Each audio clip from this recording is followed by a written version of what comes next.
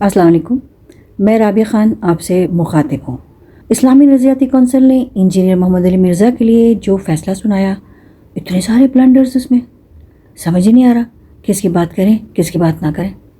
سب سے پہلے بات یہ ہے کہ لا انفورسمنٹ ایجنسی جو ہے وہ تو اس اسلامی نظریاتی کونسل کو انڈیویژنل ڈسپیوٹ جو ہے وہ ریفر ہی نہیں کر سکتی۔ سب سے پہلی بات تو یہ صرف اور صرف 4 اتھارٹیز ہیں جس پر ان سے ایڈوائس مانگی جا سکتی ہے: president of Pakistan, governor of the provinces, parliament اور پروویژنل اسمبلی۔ ان کے علاوہ نہ آپ کسی اور کو ایڈوائز کر سکتے ہیں، نہ کوئی آپ سے ایڈوائس لے سکتا ہے۔ چلیں آپ سے ایک اوپینین مانگا، اونلی اوپینین، فیصلہ نہیں۔ 8 یا 9 فتوے دیے گئے اور ایک چھوٹی سی ویڈیو دی گئی، ایک اسپیسیفک ویڈیو کہ آپ یہ دیکھیں اور اس پر اپنا اوپینین دیں۔ تو اس پر تو کوئی اوپینین نہیں آیا کیونکہ اس پر تو 295 سے بنتی ہی نہیں تھی۔ پھر انہوں نے یہ کیا کہ ہم نے تو اس کی اور بھی بہت سی ویڈیوز دیکھی ہیں اور یہ تو قرآن شریف کے غلط ترجمے کرتا ہے، تو اس کے اوپر تو 295 بھی بنتا ہے۔ آپ سے کس نے مانگا تھا اور ویڈیوز کیوں دیکھی آپ نے؟ جس کانٹیکس میں آپ سے اوپینین مانگا تھا آپ اس سے باہر نہیں جا سکتے تھے۔ ابھی تو انویسٹیگیشن چل رہی تھی اور یہ بہت کانفیڈینشیل آپ سے جو ہے اوپینین مانگا گیا تھا، لیکن آپ نے اس کو پبلک کر دیا۔ آپ نے کرسچن کمیونٹی کے بکس، ان کے لیڈرز، ان کی لائبریری سے کچھ بھی کنسلٹ نہیں کیا اور اپنا فیصلہ سنا دیا۔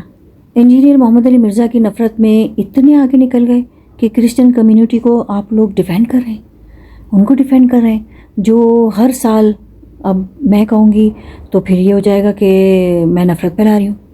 نہیں، کرسچن بھی ہمارے بھائی ہیں کہ جب قرآن میں ان سے شادی جائز ہے تو میں ان کو برا کیسے کہہ سکتی ہوں، لیکن وہ ساری زندگی سے ہمارے نبی کو کیا کیا کچھ کہتے چلے آ رہے ہیں اور یہ تو سب جانتے ہیں۔ مین اسٹریم بکس میں کچھ سرچ آرٹیکلز ہیں جن میں یہ سب کچھ لکھا ہوا ہے جو انجینئر محمد علی مرزا نے کہا۔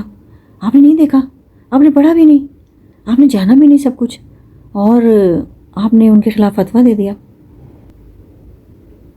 آپ نے اس میں لکھا کہ 3 چیزیں ہیں جس پر کہ یہ کلمات ادا کیے جا سکتے ہیں: کسی کو ایجوکیٹ کرنے کے لیے، کسی کو نالج دینے کے لیے، یا کوئی بھی شرعی عذر کے لیے۔ انجینئر محمد علی مرزا کیا کر رہے تھے؟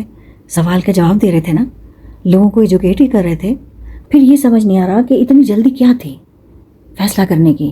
جس دن انجینئر محمد علی مرزا کی بیل ہونی تھی اس دن رات کو ہی فیصلہ سنا دیا، ایک کانفیڈینشیل بات کو لیک کر دیا، پھر سب کو بتا دیا کہ انجینئر محمد علی مرزا جو ہے وہ گستاخ رسول ہے اور گستاخ قرآن ہے، تو تاکہ اس کی بیل ہی نہ ہو۔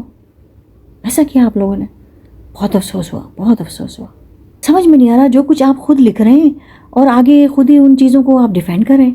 مجھے سمجھ نہیں آ رہا اتنے بلینڈرز کیوں ہیں اس میں۔ مجھے ایسا لگ رہا ہے کہ چند لوگوں نے یہ بنایا ہے اور ایک نے کچھ لکھ دیا، ایک نے کچھ لکھ دیا، ایک نے کچھ لکھ دیا، اور کسی کا کسی کو پتہ ہی نہیں ہے کہ کس نے کیا لکھ دیا، اور بس اس پہ سائن کرا اور باہر نکل گیا۔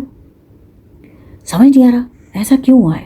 اسلامی نظریاتی کونسل کے ممبرز کی ہم بہت رسپیکٹ کرتے ہیں، ان کے پاس تو بہت نالج ہوتی ہے، ان کی جیسی نالج تو میں نہیں سمجھتی کہ کسی عام بندے کے پاس ہوتی ہو، تو ان کو تو ہم سب سے زیادہ پتہ ہے، ہم ان کی بہت رسپیکٹ کرتے ہیں، کرنی بھی چاہیے، وہ اس قابل ہیں۔